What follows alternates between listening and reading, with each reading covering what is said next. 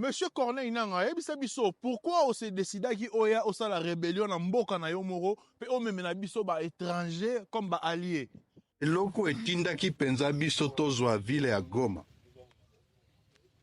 Ezali makambo tozali koyoka na kati ya mboka oyo. Tshisekedi azwa armée na ye, armée ya mboka FRDC atie bango pembeni. Azwa ba wazalendo. Asangisa ba mususu na o bazali ba FDLR. Na ba force étrangère ba Burundi. Asomba mandoki ebele otokutiawa. Arsenal otokutiawa eza na ebite. Azwa ba militaire batondi na mboka oyo. O babengaka na lopoto surmilitarisation. Matu wana nde babandaki kosala bazoboma. Baza ko violer. Tracasserie. Obakisi na kati ba service kilikili.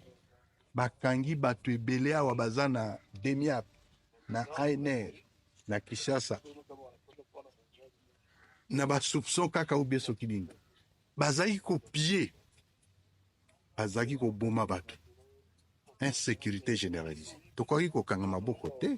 Ndenge toye comme ma changement. Hein? De quel changement il parle? Aye à côté Namboka, na ba manduki, aye na ba force étrangère, qu'on nommera ba étranger na poste.